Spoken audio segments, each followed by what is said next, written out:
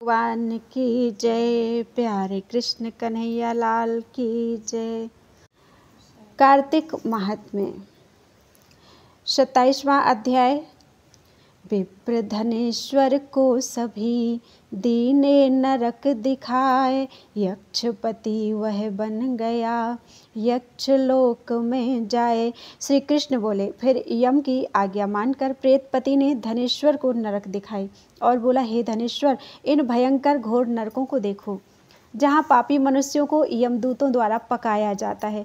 तप्त बालू का ये घोर नरक, जिसमें शरीर जले पापी लोग चिल्ला रहे हैं। भोजन के समय आए हुए भूखे अभ्यागतों का जो सत्कार नहीं करते, वे यहाँ पकाए जाते हैं। गुरु, अग्नि, गौ, वेद, क्षत्रिय, इनके जो लात मारे हैं, उनके पैर जलाए जाते हैं। इस नरक के 6 भद्र हैं। यह अनेक पापों से मिले हैं। तैसे ही यह दूसरा अंध तामिश्र नामक नरक है। सुई के समान भयंकर मुख वाले तमोतकी आदि कीड़ों से पापी मनुष्यों के शरीर यहाँ पर काटे जा रहे हैं। ये भी 6 प्रकार का है। दूसरे का मर्म भेदन करने वाले पापियों के मांस को कुत्ता, गीध आदि खाते हैं। तीसरा वह कृकच नाम का भयंकर नरक है। यहाँ पापी आरे से चीरे जाते हैं। यह कृकच भी असिपत्र आदि भेदों से 6 प्रकार का है। इसमें वे मनुष्य हैं जो स्त्री, पुत्र तथा प्रिय वस्तुओं आदि का वियोग कराते हैं। वे मनुष्य यहाँ पकाए जाते हैं, तलवार से काटे जाते हैं और भेड़ियों से खाए जाते हैं। ऐसे पापी लोग यहाँ पुकार रहे हैं। ये अर्घलाख्य 4था नरक है। अनेक तरह के पाशों से बांधकर यम के दूत उन्हें धमका रहे हैं। इसके 6 भेद हैं। 5वां कूट शालमली नामक नरक है। इसमें अंगारे के समान सेमर के कांटे हैं। जो पराई स्त्री से रति, दूसरे से वैर करते हैं, दूसरे के द्रव्य को ग्रहण करते हैं, वे मनुष्य 6 प्रकार के कष्टों को पाते हैं। ये रक्तपूरी नामक 6ठा नरक है।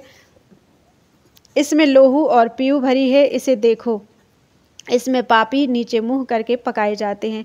जो अभक्ष्य वस्तु को खाते हैं और जो दूसरों की निंदा व चुगली करते हैं, वे मारे पीटे जाने पर चीख रहे हैं। यह भी दुर्गंधादि से 6 प्रकार का है। यह भयंकर कुंभीपाक नाम का 7वां नरक है। धनेश्वर, यह तैलादि द्रव्यों से 6 तरह का है। इसे देखो, इसमें महापातकी मनुष्य को यम के दूत पीड़ित कर रहे हैं। कई हजार वर्ष तक पापी इसमें यम यातना को भोगते हैं। इन 42 रौरव नामक नरकों को देखो। कामना रहित पाप सूखा है और कामना से किया जाए तो वह गीला है। गीले और सूखे 2 भेद पापों के होते हैं। 84 तरह के कुल नरक हैं। अप्रकीर्ण, पांगतेय, मलिनीकरण, जाति भ्रंशंकर, उपोपातक, अतिपाप, गहापाप, ये 7 तरह के महापातक हैं। इन पापों से 7 नरकों में पकाए जाते हैं। कार्तिक व्रत करने वालों से जो तुम्हारा संसर्ग हुआ, उनके पुण्यों के प्रभाव से तुम्हारे नरक दूर हुए। श्री कृष्ण बोले, प्रेतपति धनेश्वर को यक्ष लोक में ले गया। वहाँ वह यक्षों का स्वामी हो गया। वह धनेश्वर धनयक्ष नाम से प्रसिद्ध कुबेर का अनुचर हुआ, जिसके नाम से विश्वामित्र ने अयोध्या में एक तीर्थ बनवा दिया था।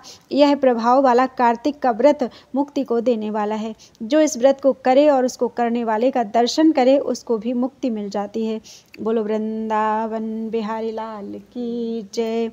28वां अध्याय। तुलसी सेवा जागरण, अरु प्रातः स्नान, 5 पूर्ण व्रत करो, उद्यापन दीपदान।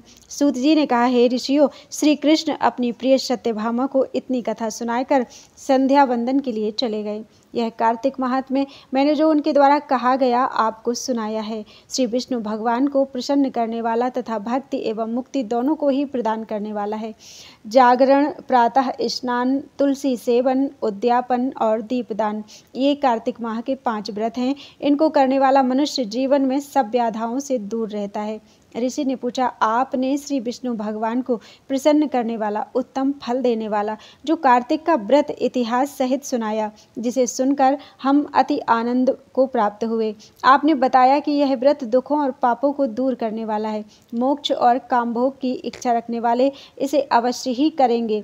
अब आप बतलाइए कि यह व्रत करने वाला किसी संकट में पड़ जाए, रोगी हो जाए या गहन वन में भटक जाए, तो इस उत्तम शुभ फलदाता व्रत को कैसे संपन्न करे।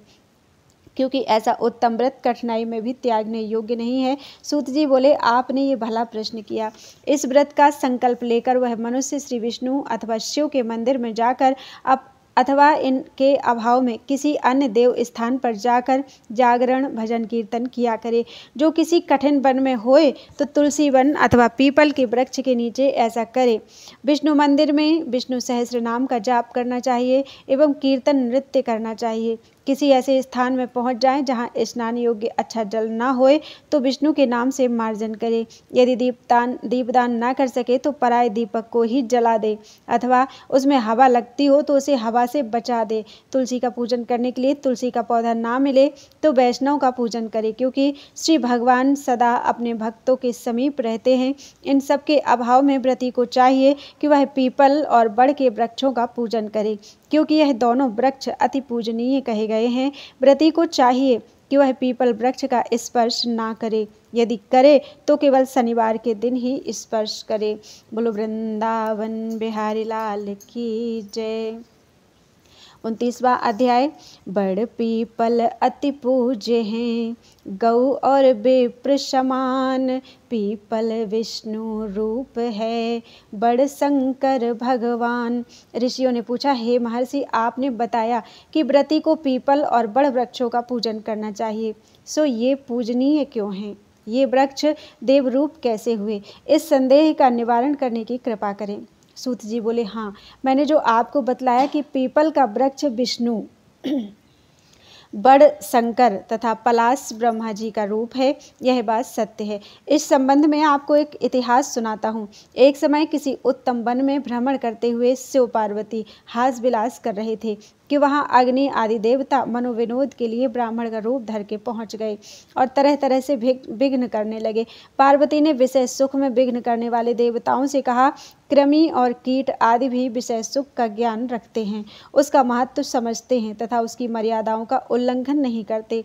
तुमने जो इस कार्य में विघ्न किया, सो हे देवताओं, तुम सभी जड़ वृक्ष हो जाओ। सूत जी बोले, पार्वती द्वारा दिए गए इस शाप के वश ही समस्त देवता वृक्ष रूप हो गए। हे मुनिवृंदो, श्राप के कारण जो समस्त देवताओं को दिया गया था, विष्णु, शंकर और ब्रह्मा भी क्रमशः पीपल, बड़ और पलाश रूपी वृक्ष हो गए। हे मुनिवर, आपने कहा है कि पीपल के वृक्ष का स्पर्श केवल शनिवार के दिन ही करना चाहिए, शेष दिनों में नहीं। हमें इस विषय में शंका है, कृपया हमें इस विषय में भी जानकारी दें कि ऐसा क्यों है। बोलो वृंदावन बिहारी लाल की जय। 30वां अध्याय। पीपल को शनि के दिना, करते क्यों स्पर्श, यह शंका मन में उठी, करिए दूर सहर्ष। सूत जी बोले, आपकी इस शंका के निवारण के लिए मुझे समुद्र मंथन वाली घटना याद दिलानी होगी। समुद्र मंथन में देवताओं को जो रत्न मिले, उनमें कौस्तुभ मणि और लक्ष्मी विष्णु जी को प्राप्त हुए। जब विष्णु जी ने लक्ष्मी को अपनी भार्या बनाने की बात स्वीकार की तो लक्ष्मी बोली, हे देव, मुझसे बड़ी बहन जब कुंवारी है तो मुझ छोटी का विवाह आप पहले क्यों करते हो? सनातन धर्म के अनुसार बड़ी बहन का विवाह होने के बाद ही छोटी का विवाह होना चाहिए। यह सुनकर विष्णु जी ने उद्दालक नामक तपस्वी के साथ अनुग्रह करके लक्ष्मी की बहन अलक्ष्मी का विवाह करा दिया। बड़ी बहन अलक्ष्मी का मुख स्थूल था, बड़े बड़े दांत, लाल नेत्र और शरीर जीर्ण एवं कृश था। धर्मज्ञ मुनि उद्दालक ने विष्णु की आज्ञा से उसको अंगीकार कर लिया और अपने आश्रम पर ले आए। वहाँ होम का सुगंधित धुआं उठ रहा था, वेद ध्वनि हो रही थी, सुख शांति का साम्राज्य था। ऐसे स्थान को देखकर दुखी होती हुई अलक्ष्मी बोली, हे ब्रह्मन, यह स्थान मेरे निवास योग्य नहीं है, मुझे आप किसी और जगह ले चलो। उद्दालक बोले, कांते, यह क्या बात हुई, तुम यहाँ क्यों नहीं रहोगी? अलक्ष्मी कहने लगी, स्वामी, जहाँ वेद ध्वनि होती हो, होम होता हो, भगवत भजन होता हो, अभ्यागतों का सत्कार होता हो, यज्ञ दान आदि शुभ कर्म जहाँ होए, स्त्री पुरुष प्रेम पूर्वक रहते हों, देव पितृजों का सविध पूजन होता होए, वहाँ मैं कैसे रह सकूंगी? मेरा स्थान तो वहाँ है जहाँ दिन रात इस स्त्री पुरुषों में कलह होती है, जहाँ कर्कश वाणी बोली जाती है, जहाँ दुराचरण होता हो, गुरु का सत्कार न होता हो, कामचोर, आलसी और अधर्मी मनुष्यों का जहाँ निवास होए, ऐसी जगह ही मेरे लिए प्रिय है। मैं मदिरापान और गौवंश का वध करने वाले पापी हत्यारों को उत्तम मानकर उनके निवास को ही अपने योग्य मानती हूँ। आप मुझ पर कृपा करें और मुझे अन्यत्र ले चलें। उद्दालक ऋषि कुछ सोचकर बोले, हे कांते, जब तक मैं तुम्हारे योग्य स्थान की खोज करूं तुम इस पीपल के वृक्ष के नीचे रहो। सूत जी बोले, इस प्रकार उस पीपल के वृक्ष के नीचे अलक्ष्मी को बैठाकर उद्दालक उसके लिए उपयुक्त स्थान खोजने चले गए। अलक्ष्मी उनकी काफ़ी समय तक प्रतीक्षा करती रही, लेकिन उद्दालक नहीं लौटे। अपने को स्वामी द्वारा त्यागी हुई जानकर वह पीपल के वृक्ष के नीचे बैठी विलाप करने लगी। उसके विलाप और रुदन से बैकुंठ में विराजी लक्ष्मी जी व्याकुल हो उठी। उसने विष्णु से निवेदन किया, हे दयालु, आपको यदि मैं प्यारी हूँ तो आप मेरी बड़ी बहन को, जो पति द्वारा त्यागी जाने से दुखी है, उसको जाकर धीरज दो, उसे समझाओ। तब भगवान विष्णु लक्ष्मी जी के साथ वहां पहुंचकर उसे धीरज देते हुए बोले, हे अलक्ष्मी, तू चिंता क्यों करती है? तू इस पीपल को ही अपना आश्रयदान जान ले, यहीं पर रह। यह मेरे अंश से उत्पन्न है, मेरा ही रूप है और मैंने तुझे यह स्थान दिया।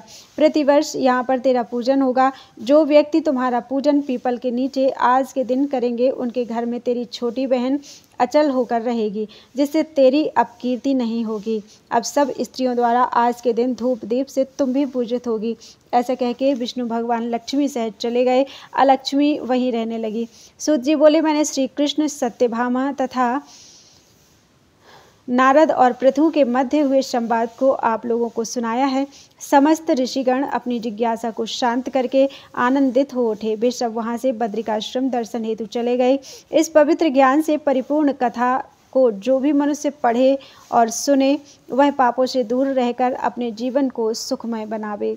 बोलो वृंदावन बिहारी लाल की जय।